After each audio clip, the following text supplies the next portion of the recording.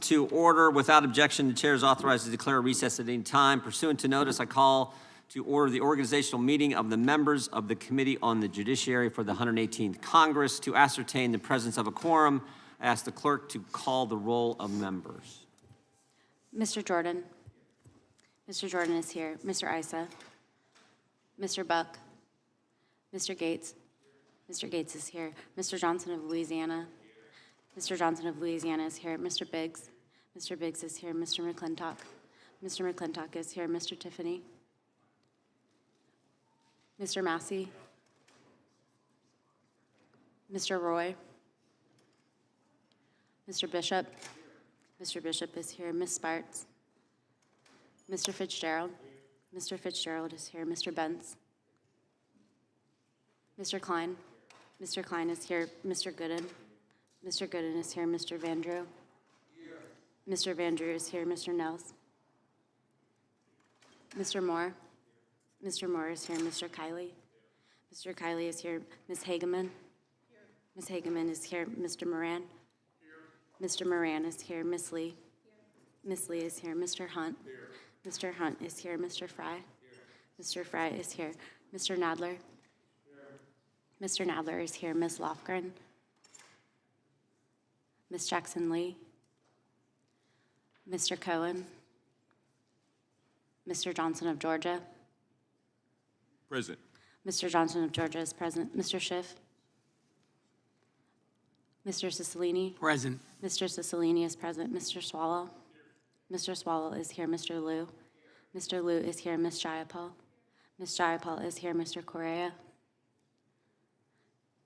Ms. Scanlon. Ms. Scanlon is here. Mr. Neguse.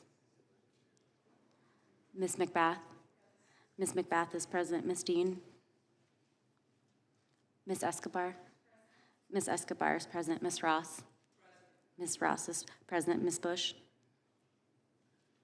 Mr. Ivy. Mr. Ivy is here. Are there any other members present who have not been recorded?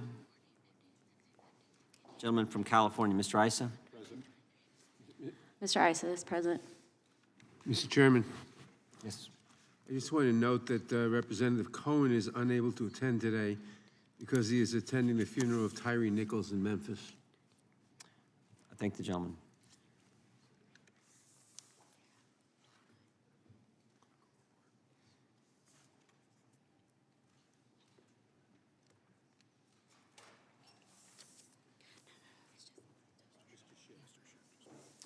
Are there any other members present who have not been recorded? Mr. Schiff is present. Gentleman from Colorado, Mr. Buck. Mr. Buck is present. Clerk will report.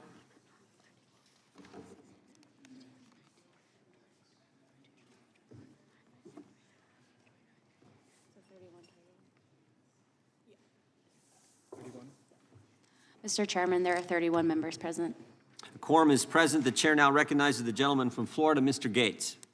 Thank you, Mr. Chairman. It is my pleasure and distinct honor to introduce to the committee Staff Sergeant Corey Ryan Beekman, an American hero and a constituent of mine residing in Pensacola, Florida.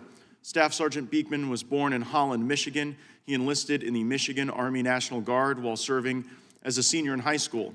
During his time as a sophomore at Northwood University in 2006, Staff Sergeant Beekman volunteered for deployment to Iraq in place of a fellow soldier, where he served for over 15 months.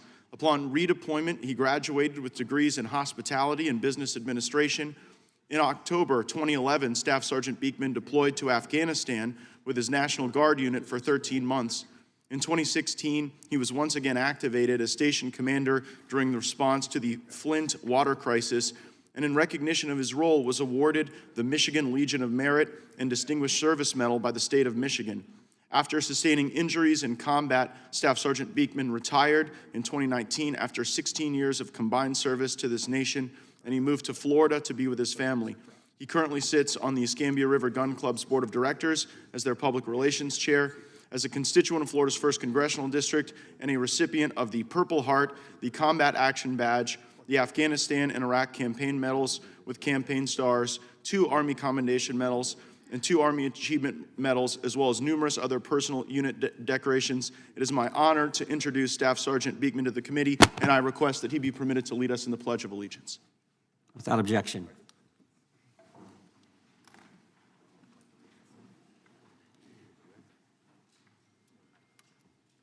Allegiance to the flag of the United States of America and to the republic for which it stands, one nation, under God, indivisible, with liberty and justice for all. Thank you, Mr. Chairman. I yield back. Thank you, and we want to thank Mr. Beekman as well for his service to our country. The chair now recognizes the ranking member, the gentleman from New York, Mr. Nadler, for opening comments that he may have and to introduce new members from his side of the dais. Thank you, Mr. Chairman. First, I want to congratulate you on becoming chairman of this committee. It's been the great honor of my life to serve as chairman for the past 4 years, and I'm very proud of what we have accomplished as a committee. In the last Congress alone, we passed 110 bills through the House, and 53 of our bills were signed into law. Under Democratic leadership, we enshrined marriage equality in federal law. We enacted the first significant gun safety legislation in a generation. We ensured that survivors of sexual assault and sexual harassment are free to tell their stories and to seek justice in the federal courts. We reauthorized the Violence Against Women Act. We codified lynching as a crime in federal law. We addressed the spate of hate crimes against Asian Americans and others in the wake of the COVID-19 pandemic, and we enacted measures to strengthen the antitrust system. On the House floor, we advanced key civil rights legislation to restore and strengthen the Voting Rights Act, to provide comprehensive protections for LGBTQ Americans, to reform our marijuana laws, and to provide for ratification of the Equal Rights Amendment. We passed several bills to enhance public safety and reduce crime, while also passing legislation to ensure that law enforcement is held accountable. We passed several bills to strengthen our immigration system, including legislation to protect Dreamers, and we worked to provide transparency and accountability in our federal courts. We also supported President Biden's efforts to restore the rule of law and rebuild the Department of Justice to protect the rights of the American people rather than the whims of the president, while continuing to exercise meaningful oversight over the executive branch. Although I recognize that the new Republican majority will have other priorities, I hope that there are opportunities to work together on a bipartisan basis, as we did last Congress on such important issues as combating human trafficking, curtailing excessive government surveillance and data collection, and addressing the crack powder cocaine sentencing disparity. I look forward to working with you and with all our members, and I'm pleased now to introduce one returning Democratic member of the committee and one new member. First is Adam Schiff, representing California's 30th District. Congressman Schiff returns to the Judiciary Committee after a several-year absence during which he ably served as chairman of the Intelligence Committee and led the House's first impeachment trial against former President Trump. A graduate of Stanford University and Harvard Law School, Congressman Schiff clerked for Judge William Matthew Byrne, Jr., and later served as a federal prosecutor in the U.S. Attorney's Office in Los Angeles. We welcome Representative Schiff back to the committee. This is also a homecoming of sorts for Congressman Glenn Ivey, representing Maryland's 4th District, who once worked for Chairman John Conyers, Jr. of this House Judiciary Committee. His other Capitol Hill experience includes serving as chief counsel to former Senate Majority Leader Tom Daschle, counsel to former Senator Paul Sarbanes, and chief majority counsel to the Senate Banking Committee. He also worked as an assistant U.S. attorney, as chair of Maryland's Public Service Commission, and was twice elected as state's attorney for Prince George's County. Congressman Ivey is a graduate of Princeton University and Harvard Law School. I want to welcome all of our new members on both sides of the aisle, and I yield back. Thank you, Mr. Nadler. We appreciate your willingness to work with our side. We look forward to working with the Democrats as well, and we welcome back to the committee gentleman from California, Mr. Schiff, and our newest member on your side, Mr. Ivey. And now I recognize myself to introduce our members, new members, and we have several. We welcome back to the committee Congressman Ben Cline, who represents the 6th Congressional District of Virginia. Representative Lance Gooden. Congressman Gooden represents Texas's 5th Congressional District. Representative Jeff Drew from the great state of New Jersey, we welcome him to our committee. Representative Barry Moore, Congressman Moore represents Alabama's 2nd Congressional District. Representative Troy Nels, Congressman Nels represents Texas's 22nd District. Representative Russell Fry, Congressman Fry represents South Carolina's 7th Congressional District. Representative Harriet Hegman, Congresswoman Hegeman represents Wyoming's at-large Congressional District. And Representative Wesley Hunt, Congressman Hunt is from the great state of Texas and represents the 38th District. Representative Kevin Kiley, Congressman Kiley is from California's 3rd Congressional District, and Representative Laurel Lee, Congresswoman Lee represents Florida's 15th District.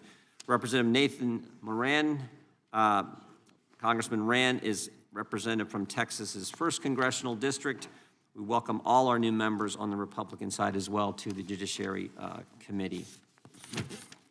The next order of business is the adoption of the committee rules for the 118th Congress as required by Clause 2A of House Rule 11. A copy of the proposed rules was distributed to committee members. I will briefly summarize how these rules are different from the rules of the last Congress. First, these rules make modest alterations to improve the operations of the committee, such as codifying the committee's past practice of utilizing an email address for the submission of amendments and other material for the record, harmonizing the treatment of any motions offered in hearings with longstanding committee rule regarding the treatment of motions offered in business meetings, and adding explicit time and manner requirements for the review of transcripts consistent with the length of time that hearing and meeting records remain open, so that all interested parties have consistent and equal opportunity to ensure the accuracy of transcriptions in committee documents. Second, these rules improve the ability of the committee to meet its oversight obligations by modifying the waiting period requirement to share the text of subpoenas with the ranking minority member. The proposed rules distributed to members remove this waiting period to bring our committee in line with the rules of other committees. But after conversations with the minority, we have reached an agreement on a modified procedure that will be adopted through an amendment.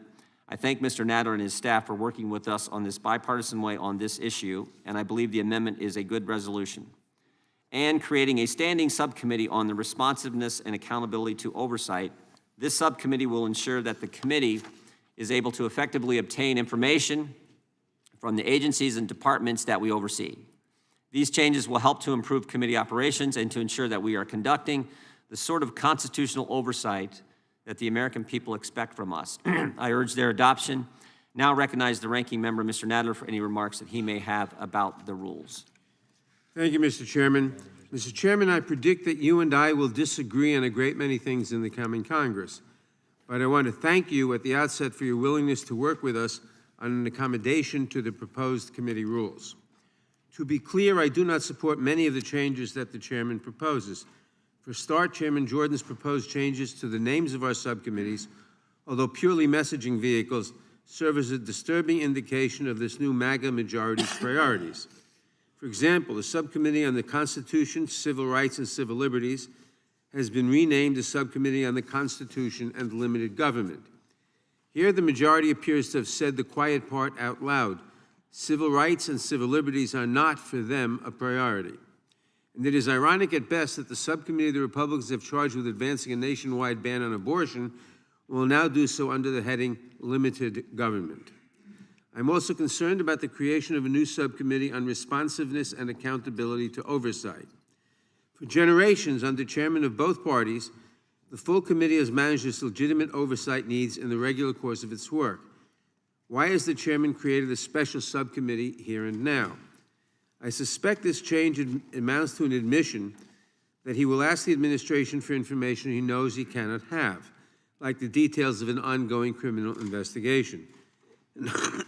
And I suspect that the chairman wants this subcommittee in place because when he finds very little evidence to support his investigations, he can fall back on shouting at the Department of Justice for the information it cannot produce. To be clear, I do not dispute the importance of honoring legitimate congressional inquiries. There may be times when, out of respect for the committee, the minority will back the chairman in appropriate oversight requests, even when we disagree with his goals. But creating a forum for the sole purpose of hauling in and yelling at mid-level congressional affairs officers, all of whom serve at the pleasure of agency heads we expect to see at the full committee anyway, seems beneath this committee and sets a dangerous precedent. The process leading to this hearing is also troubling. We first learned about this rules package by majority press release on Friday morning. The chairman offered us no notice or opportunity to discuss the proposed changes before they were made public. The majority did not inform us of the subcommittee ratios until 2 days ago. And of course, this organizing meeting had to be rescheduled because Republican leadership could not get itself organized in time for our original time. I don't know if these unforced errors are a deliberate attempt to trample on minority rights or just an extension of the dysfunction that has characterized the MAGA majority since Congress began. Either way, it is not an auspicious start for the House Judiciary Committee. That said, I do want to thank the chairman for working with us on the provision that caused us the greatest concern, the rules governing unilateral subpoenas. For a decade, under rules developed by Republican Chairman Bob Goodlatte, our committee has authorized the chairman to issue a subpoena without first seeking a vote of the committee. Democrats and Republicans have agreed since the adoption of those rules that such situations should be rare. In other words, setting aside friendly subpoenas and legitimate emergencies, our default position is to authorize subpoenas by markup. The current rules also require that at least 2 calendar days prior to issuing a unilateral subpoena, the chair must consult with the ranking member and provide a full copy of the proposed subpoena, including any proposed document schedule. In the rules as distributed to members, those safeguards would have been completely eliminated. I appreciate, however, that Chairman Jordan and I have reached an agreement to restore those provisions in large part while shortening the required consultation period to 1 calendar day. I want to thank Chairman Jordan for working with me on this issue, and I hope that it will mark the beginning of real dialogue. We really can work together when you take the time to hear us out, Mr. Chairman. I thank you, and I yield back the balance of my time. I thank the ranking member, and I agree with the ranking member's prediction. There will, in fact, be times where we don't agree as we move forward in this committee. The chair now recognizes himself for the purpose of offering an amendment. The clerk will report the amendment. Amendment to the Rules of Procedure offered by Mr. Jordan of Ohio. In Rule 4, add at the end the following. C, at least 1 calendar day before issuing any subpoena pursuant to subsection A, the chair shall consult with the ranking minority member regarding the authorization and issuance of such subpoena and shall provide a draft copy of the proposed subpoena, including a draft of any proposed document schedule at that time. D, the chair may waive the requirements of subsection C in the event of an emergency that does not reasonably allow for advance written notice, including, but not limited to, when a witness who is voluntarily before the committee refuses to answer a question. I think the clerk, this is the amendment that Mr. Nadeau and I just talked about, the agreement that we've reached, majority and minority have reached. I urge the adoption of the amendment. Mr. Chairman? Gentleman from New York is recognized. Mr. Chairman, I rise in support of this amendment. As I discussed in my opening statement, I appreciate your willingness to work with me on a compromise that will preserve the essence of the previous rule, which protects minority rights while providing some additional flexibility to the majority. A congressional subpoena is a powerful and coercive tool. It should be used only when attempts to reach an accommodation have reached an impasse, and it is my hope that the chairman will use this tool with restraint.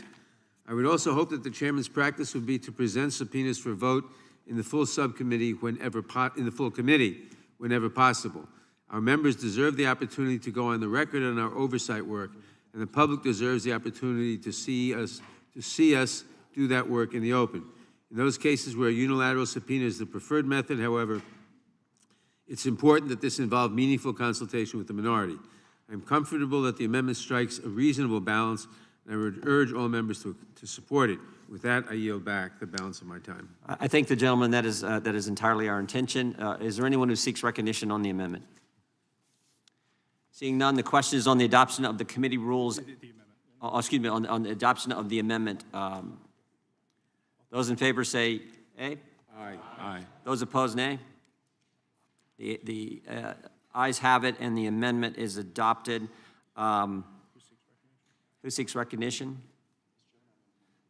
Gentleman from Florida seeks recognition to offer an amendment. Yeah, Mr. Chairman, I have an amendment at the desk.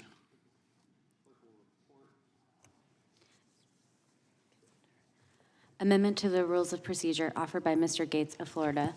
In Rule 2, following paragraph F, insert the following and redesignate subsequent paragraphs accordingly. G, at the Mr. start Chairman, of I each seek meeting. unanimous consent the amendment be considered as read. Without objection.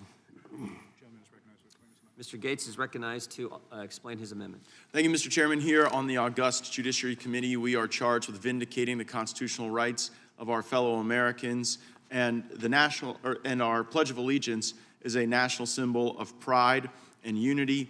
And it was a great honor to be able to invite one of my constituents this morning to offer the Pledge of Allegiance. And so my amendment gives the committee the opportunity to begin each of its meetings with the Pledge of Allegiance. It gives our members the ability to invite inspirational constituents to be able to share and lead in the Pledge of Allegiance. I offered this amendment to the Judiciary Rules 2 years ago, and it was defeated, and I'm very optimistic that we'll have a different outcome today. That's the amendment, Mr. Chairman. I thank the gentleman for his amendment. Support the amendment. Does anyone seek recognition?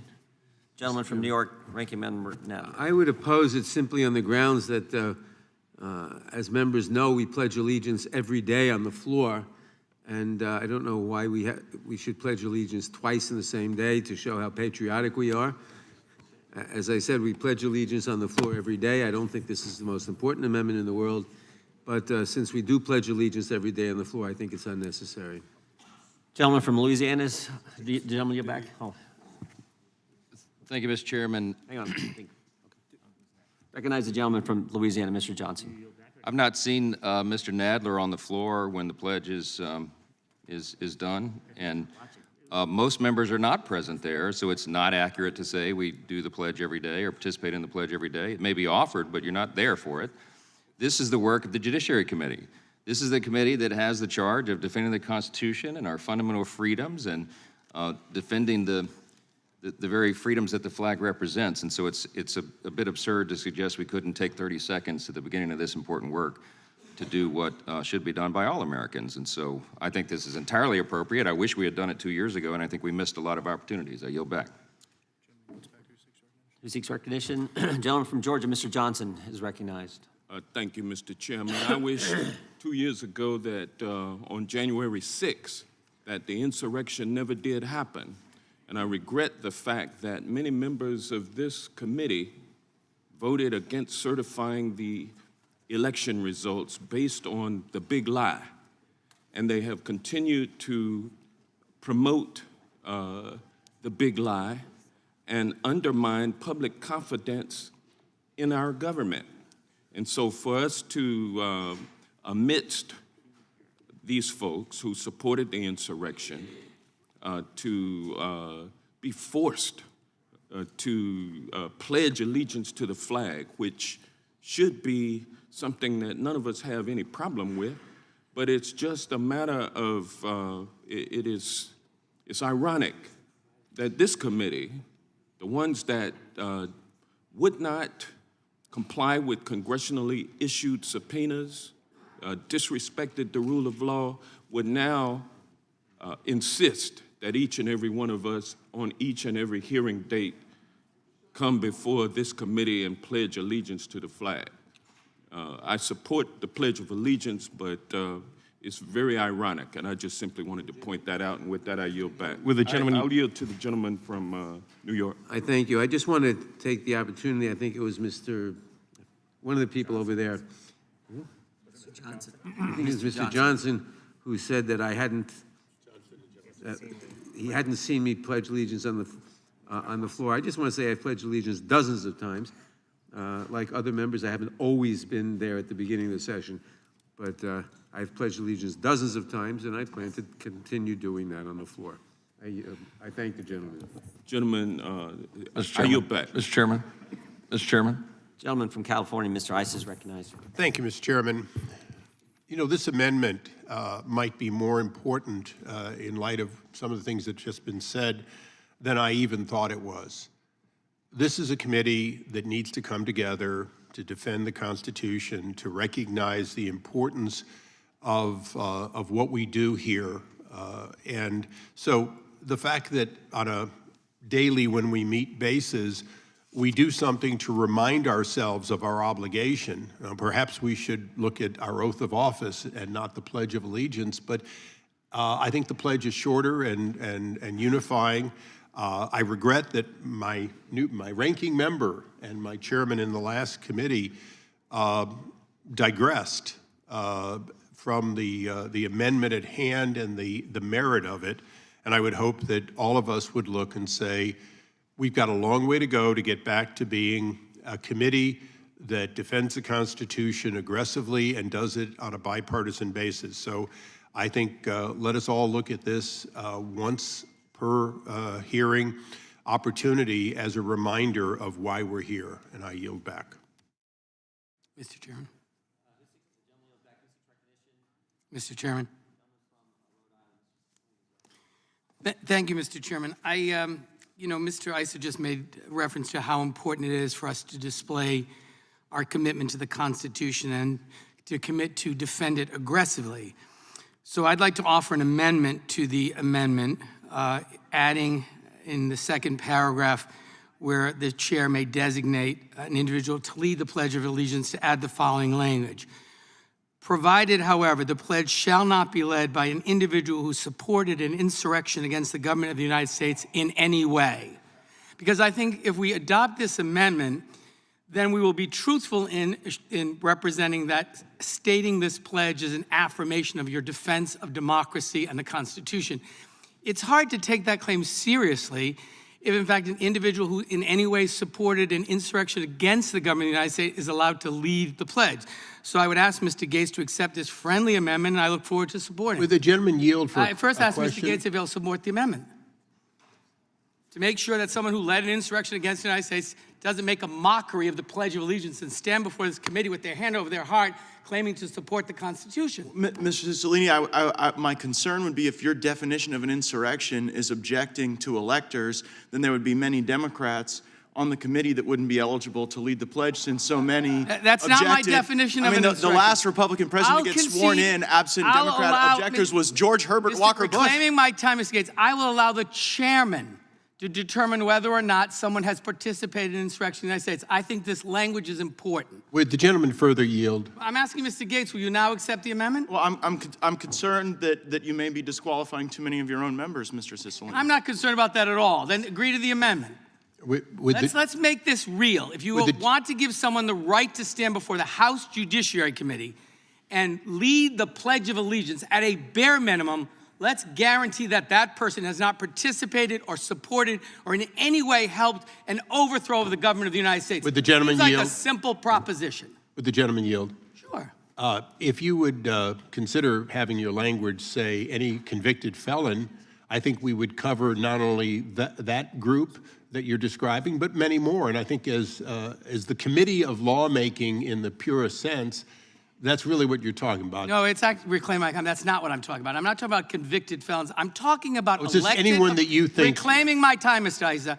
I'm talking about elected officials who swear an oath to the Constitution of the United States, who in any way participated, supported, facilitated, encouraged the insurrection against the government of the United States. That's not too hard a standard. And if you are not prepared to agree that before you have the honor of leading the Pledge of Allegiance before this committee, at a bare minimum, you've demonstrated a commitment to protecting and securing our democracy, I can't support it. So, Mr. Gates, Yeah, I Mr. know as a Cicilline, lover of the Constitution, you welcome this amendment. A dear lover of it. Mr. Cicilline, you've described the amendment in two different terms. The words have changed. Facilitate wasn't in your original description. It was in the second one. So if you'd like to write out your amendment pursuant to the order of the committee, we can all take a look at it. I have it writing right here.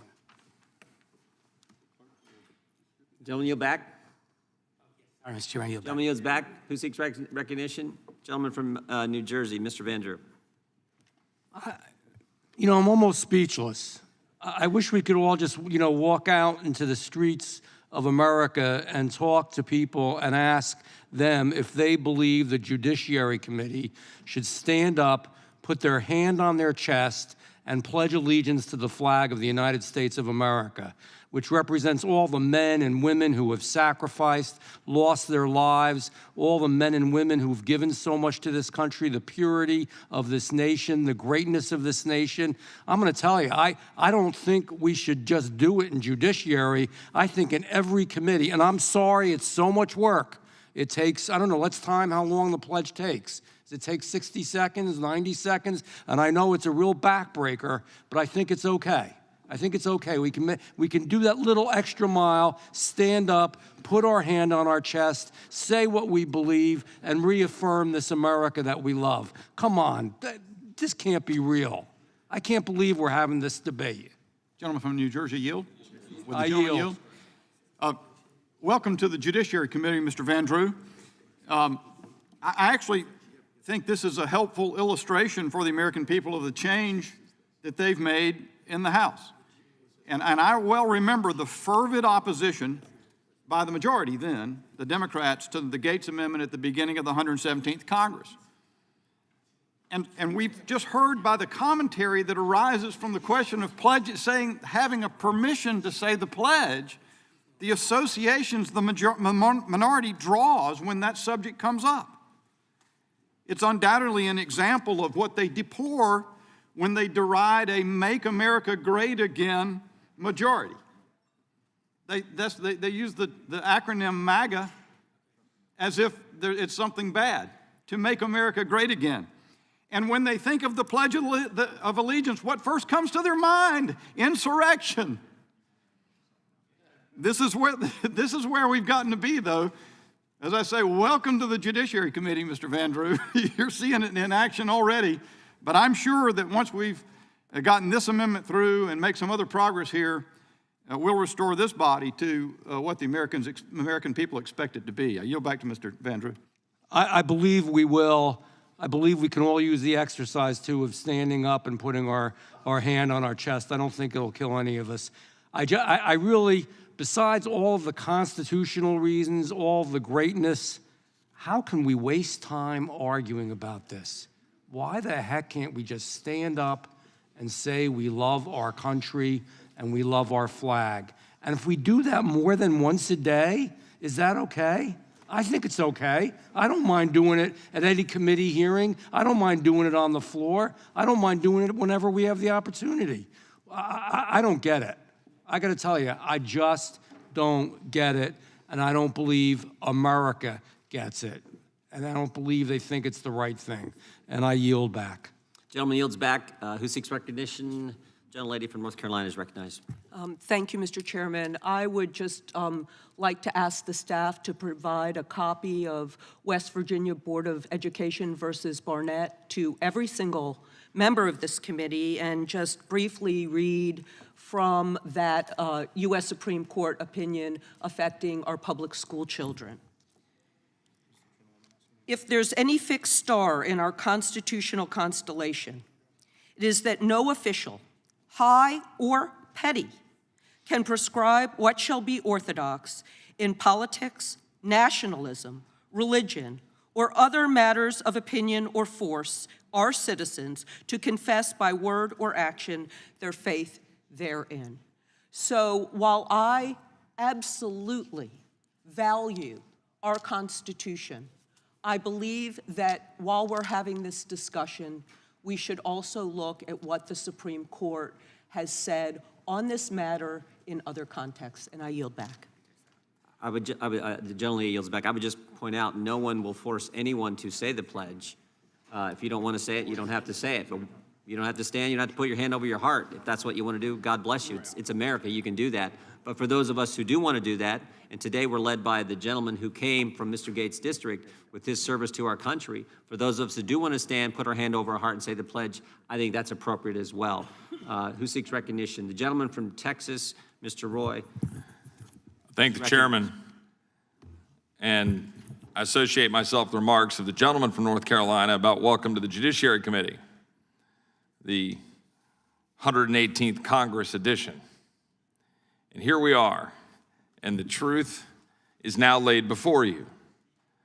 The gentlelady from North Carolina, in raising this particular issue, is raising, of course, in question why the current United States House of Representatives says the Pledge of Allegiance in the first place on the floor of the House, which the ranking member just used as defense for why we shouldn't say the Pledge of Allegiance in this committee room.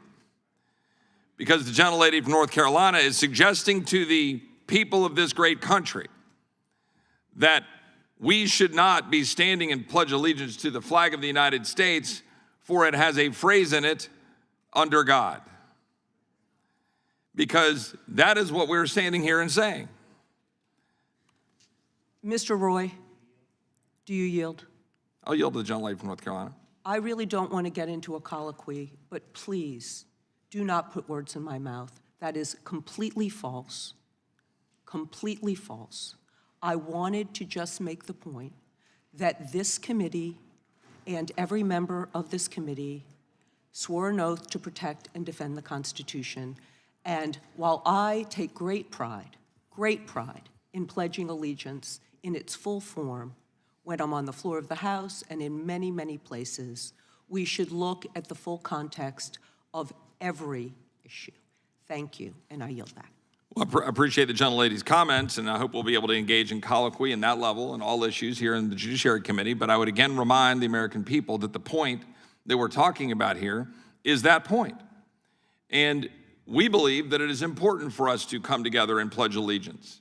When I go to any event in the state of Texas, which I represent, any event, the people of Texas that I represent stand up and pledge allegiance to the flag of the United States.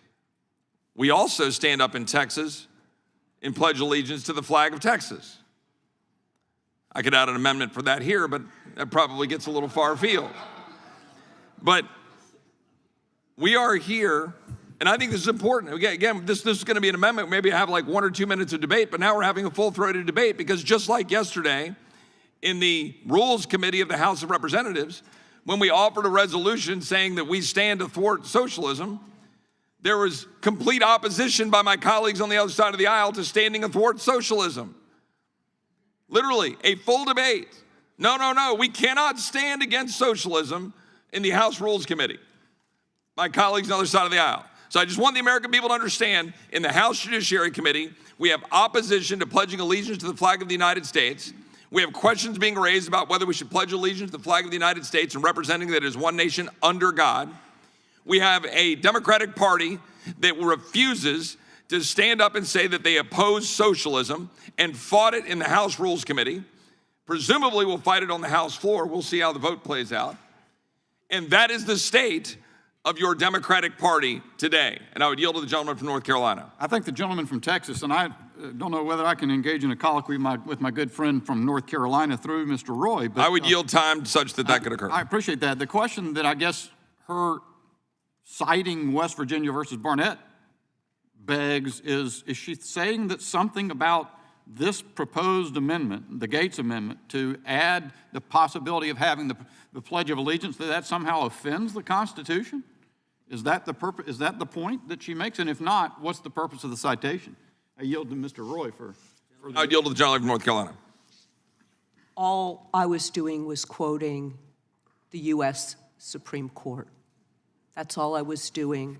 I think you should go back and ask the author of the opinion what the meaning of it was. Well, if I might engage and ask for the gentleman from North Carolina, for what purpose? I would ask the gentlelady from North Carolina, for what purpose were you making that citation? So that the Judiciary Committee could be aware of U.S. Supreme Court precedent with respect to this matter. Maybe not everybody on the Judiciary Committee was familiar with that precedent. It was simply a citation. And reclaiming my time, I yield to the gentleman from North Carolina. To the gentleman's point, and it eludes me. It suggests that having the protocol of a Pledge of Allegiance in the operation and in the procedures of the House of Representatives is somehow compelling an orthodoxy. Which that would be a fundamental change to what we've seen in the practice here, but it is illustrative of the moment that we're in, and I yield back to the gentleman. The gentleman's time has expired. Not only does it not compel orthodoxy, it says may. You may opt for do the pledge at the start of a committee hearing. With that, who seeks recognition? Gentleman from Rhode Island who is going to introduce the amendment. Yes, Mr. Chairman, I have an amendment at the desk. Clerk will report. Amendment to the Rules of Procedure offered by Mr. Gates of Florida. In Rule 2, following paragraph F, insert the following and redesignate subsequent paragraphs accordingly. G, at the start of each meeting, the chair or the chair's designee may lead the committee in the Pledge of Allegiance. Without objection, the amendment is considered as read. Gentleman from Rhode Island will explain his amendment. Mr. Chairman, the amendment is the language that I just read that would add, provided, however, an individual. The gentleman will suspend for just a second while we get copies to members.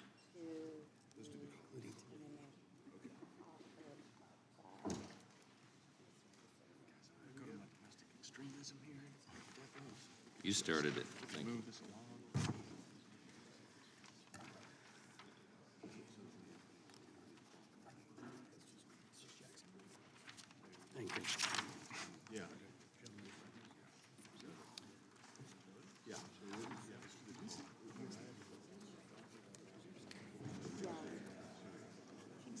Gentleman from Rhode Island is recognized to explain his amendment to the amendment. Thank you, Mr. Chairman. This is the language that I reported just a moment ago. It would add in the second paragraph after the word code, provided the pledge shall not be led by an individual who supported an insurrection against the government of the United States in any way. The only thing I would provide an additional explanation, since the rule authorizes the chair or your designee to lead in the Pledge of Allegiance, that determination would obviously be made by the chair of the committee. But I think it's important language so that we can have some confidence that we don't make a mockery by selecting someone to lead the Pledge of Allegiance who in fact participated in any way in the overthrow of the government of the United States. So I ask my colleagues on both sides of the aisle to accept the amendment and look forward to voting for the underlying amendment for Mr. Gates. Gentleman yields back. Who seeks recognition? The gentleman from California, Mr. McClintock, is recognized. Thank you, Mr. Chairman. I just point out that insurrection is a crime, and it's adjudicated by a court of law and imposed by the verdict of a jury.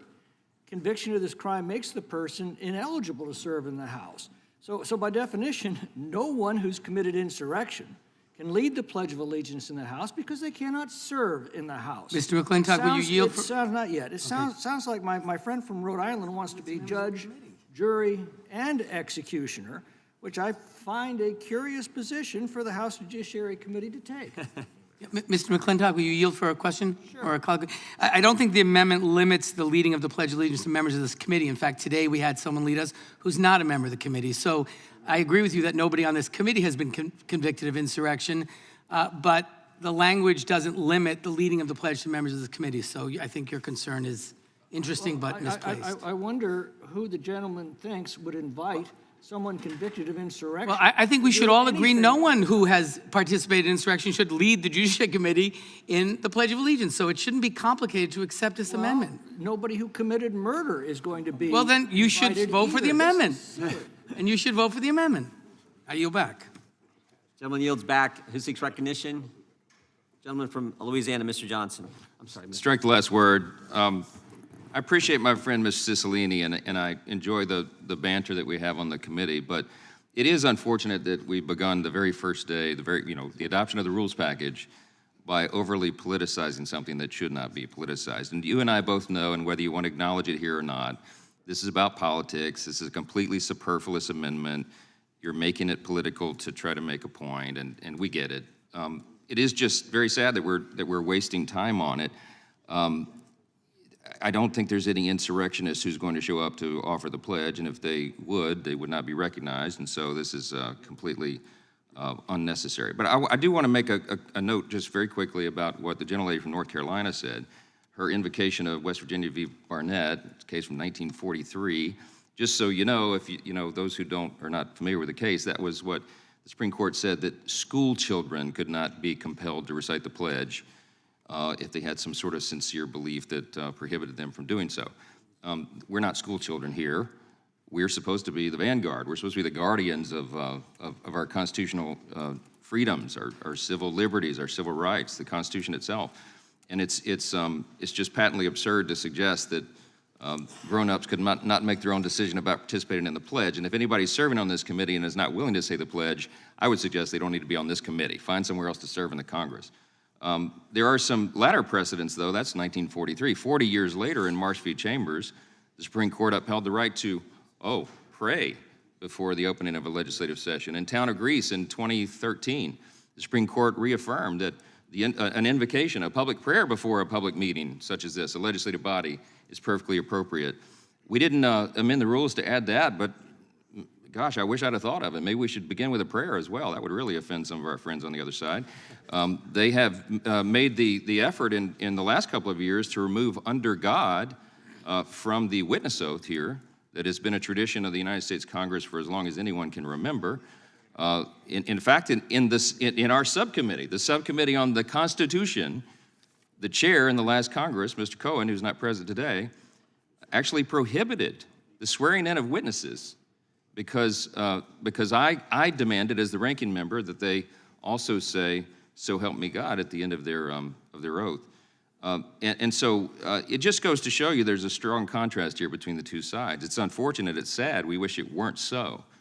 But there are two different parties represented here, two completely different philosophies, two completely different worldviews, and it's on display here on the very first day and the very first moments of the Judiciary Committee in the 118th Congress. It's just a very stark. I'll yield to the gentleman from Florida. I thank the gentleman for yielding. I also oppose the Cicilline Amendment as it is infinitely regressive. If we are to list out everything that would be disqualifying for someone, as Mr. McClintock mentioned, we'd have to list murder and battery and armed robbery and all the other things that are taking place in all of the Democrat-run cities and states that have defunded police and are continuing to see violence rise. So rather than listing every offense, I think the underlying amendment is sufficient to allow the chair to be able to make a judgment about who could be designated to lead the pledge, and the amendment would be unnecessary and superfluous and regressive. I yield back to the gentleman. I thank the gentleman in the time I have remaining. That does remind me that most of the members, at least the members who served on this committee in the last Congress, were on record at some point saying they wanted to defund the police, and that seems a pretty subversive thing. And I read into the record on more than one occasion in this committee their actual statements to that point. So again, don't need to go down this trail. We're overly politicizing something. I oppose this amendment, and I think it is obvious to everybody what this is about. It's unfortunate. Yield back. Gentleman yields back. Who seeks recognition? Gentlelady from Georgia, Ms. McBath, is recognized. Thank you so much, Mr. Chairman. I just have to say I really take offense to the comments that were just made about individuals on this side of the aisle that actually have worked or tried to defund the police, or just are not in support of the United States and the flag. That is extremely offensive. And I know for a fact Democrats have spent as much time and effort as the Republicans trying to make sure that we are securing all the resources that we possibly can for our law enforcement. We support law enforcement. So I really take great offense to the comments that are made, and I hope that you will gingerly, going forward, not try to just make those kinds of broad statements about my colleagues on this side of the aisle, and I yield back. Gentlelady yields back. Who seeks recognition? Gentleman from Texas, Mr. Hunt, is recognized. Hey, Sergeant, thank you so much for your service. That gentleman right there represents the best of us all. And the fact that we're having a political conversation about this is actually wrong.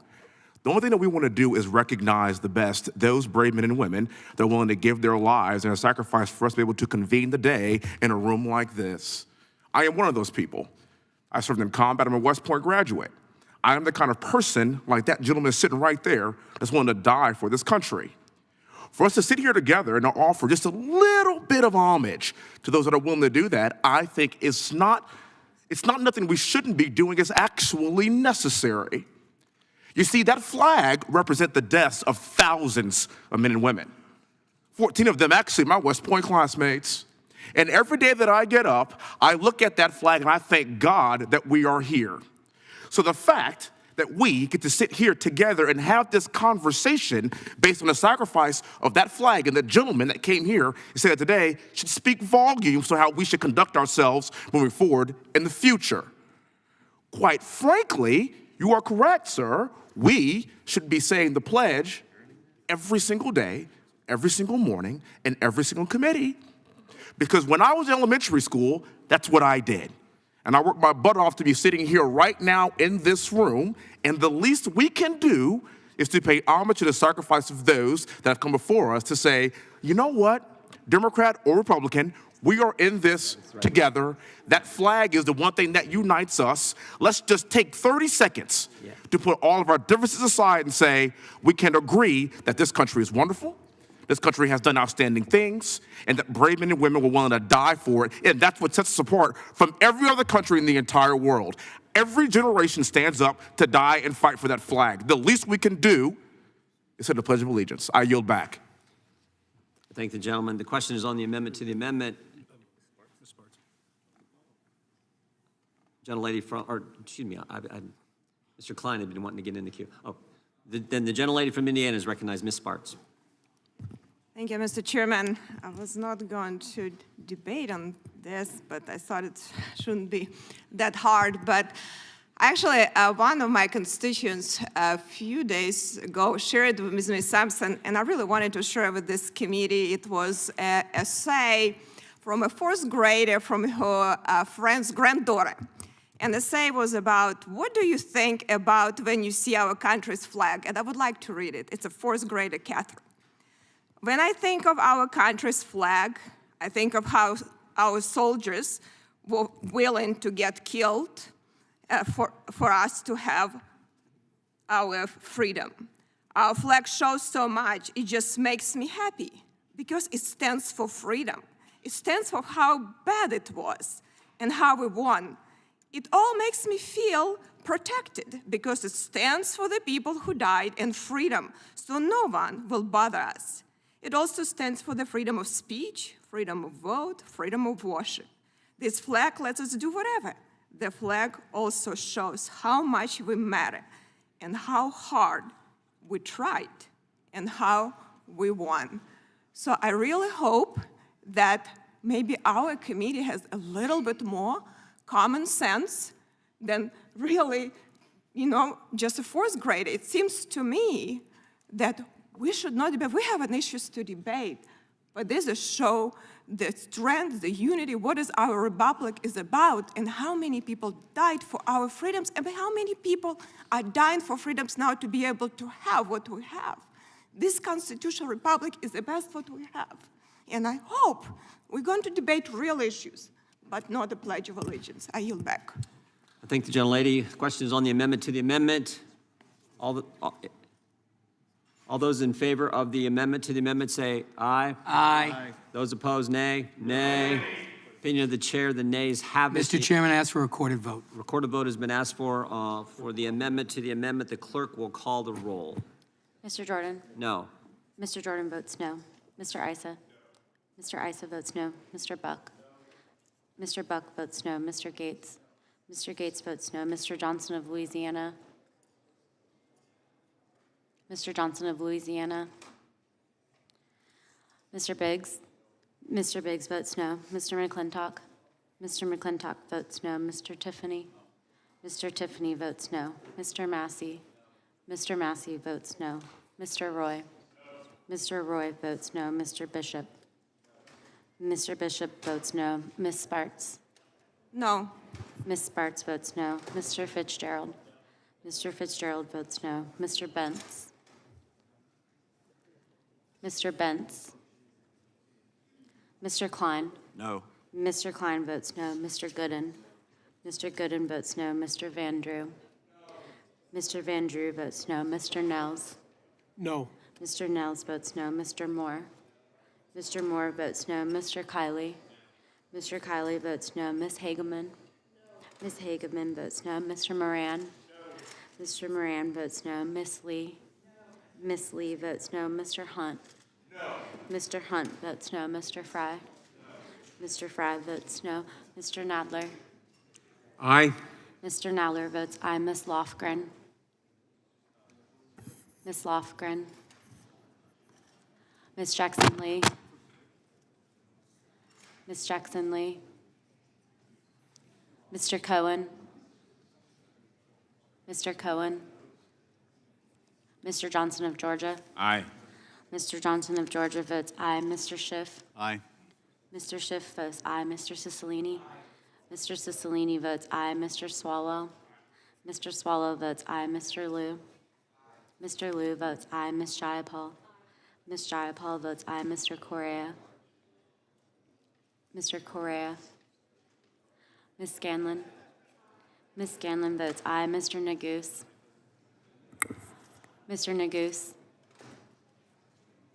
Ms. McBath. Aye. Ms. McBath votes aye. Ms. Dean. Aye. Ms. Dean votes aye. Ms. Escobar. Aye. Ms. Escobar votes aye. Ms. Ross. Aye. Ms. Ross votes aye. Ms. Bush. Ms. Bush. Mr. Ivy. Aye. Mr. Ivy votes aye. Mr. Johnson of Louisiana, you're not recorded. Mr. Johnson of Louisiana votes no.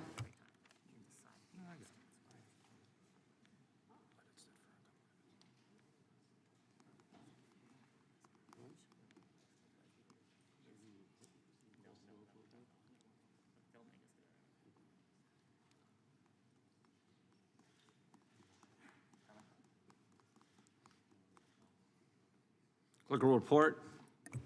Mr. Chairman, there are 13 ayes and 24 nays. The amendment to the amendment is not adopted. The question now is on the amendment offered by the gentleman from Florida. Mr. Liu is recognized to speak on the amendment. Thank you, Mr. Chair. I served on active duty in the United States military. I then served in the reserves. I retired after 25 years of service. Let's talk a little bit about what would help the American people. We passed the American Rescue Plan that funded law enforcement. It funded states and counties. It made sure that we brought our economy back on track after a worldwide pandemic. We then passed the bipartisan infrastructure law, led primarily by Democrats, that funded roads, bridges, and highways for the American people.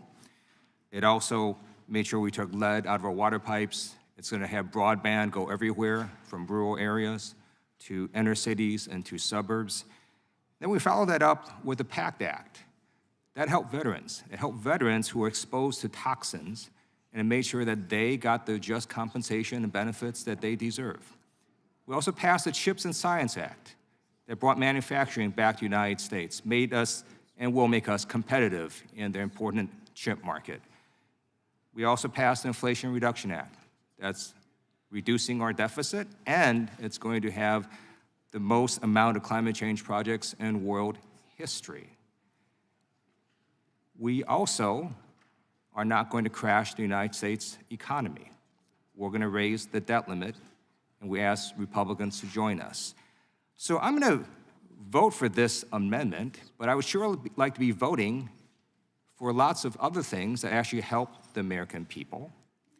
And if we want to talk about whether or not we are going to move this country forward, let's work on real issues. Let's work on how do we make sure we grow our economy instead of doing a hearing on what Twitter said about a widespread New York Post story about Hunter Biden's laptop. Let's focus on preserving and expanding Social Security. Let's make sure we don't have Medicare cuts. Let's make sure we actually pass substantive laws to help the American family. And if we want to talk about how we honor our country, let's make sure everyone complies with the law. And I note that the chairman of this Judiciary Committee ignored and defied a lawfully issued bipartisan congressional subpoena, and I yield back.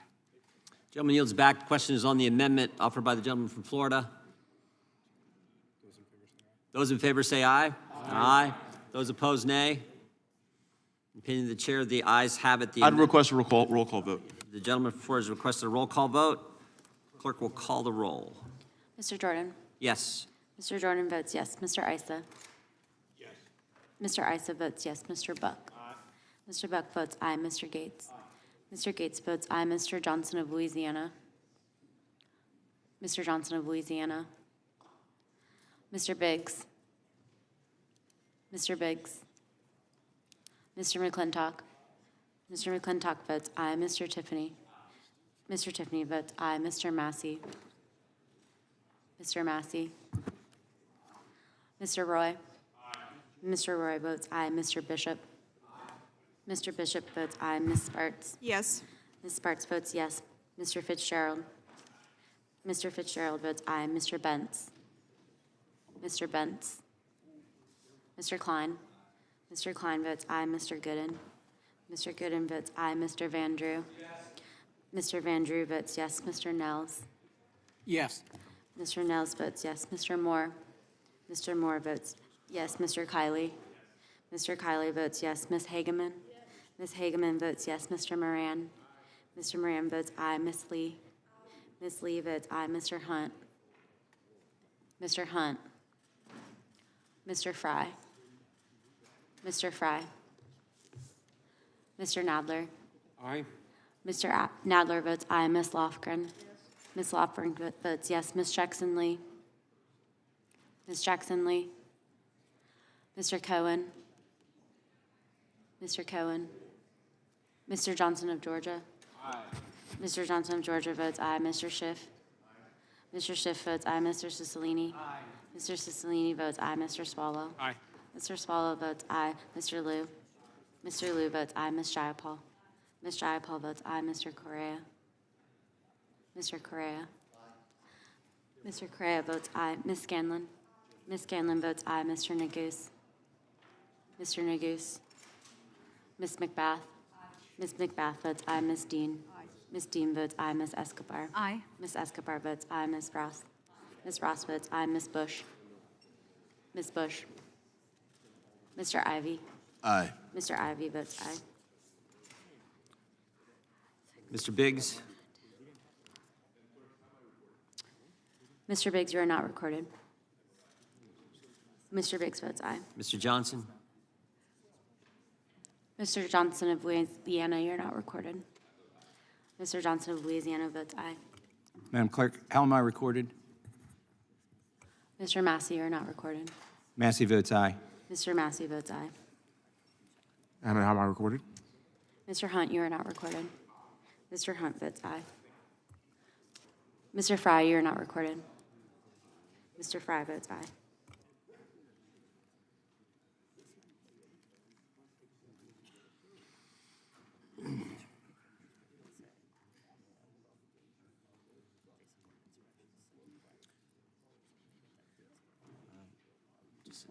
Going forward, keep tabs for me, or maybe have someone else keep this. Clerk will report. Mr. Chairman, there are 39 ayes and 0 noes. The amendment is adopted. A reporting quorum now being present, the question is on the adoption of the committee rules as amended. All those in favor say aye. Aye. Those opposed, nay. In the opinion of the chair, the ayes have it.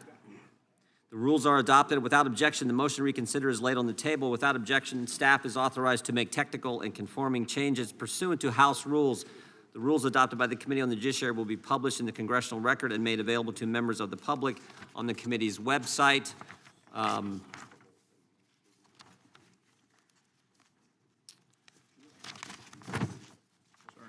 Next order of business is the ratification of the subcommittee assignments. These rosters were distributed to members of the committee and reflect the chairs and ranking members as well as the members of each respective subcommittee. This roster was created by the Republican and Democrat sides of the committee respectively.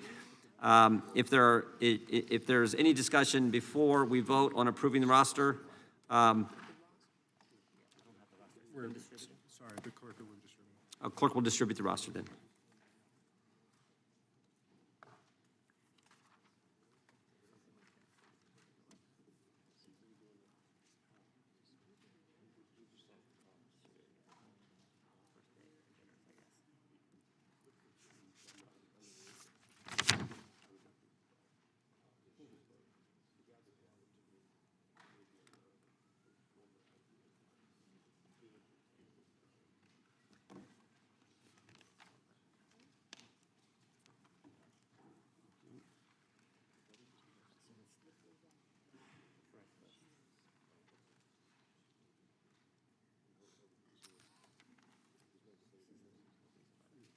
No.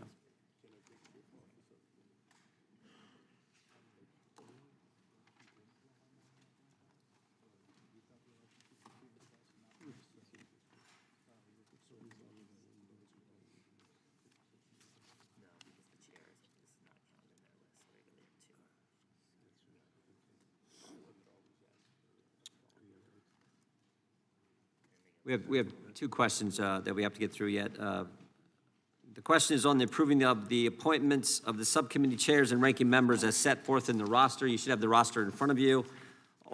All those in favor say aye. Aye. Those opposed, nay. In the opinion of the chair, the ayes have it, and the amendment is agreed to. We now have to vote on the question is now on approving the subcommittee assignments. The members of each respective subcommittee. All those in favor say aye. Aye. Those opposed, nay. In the opinion of the chair, the ayes have it. The ayes have it, and the subcommittee roster is approved. Without objection, the motion to reconsider is laid on the table. And I think this concludes the committee's business for this meeting. The meeting is adjourned, and we will adjourn this and restart in 15 minutes for our first committee hearing on the border issue. I thank the members, and we're adjourned.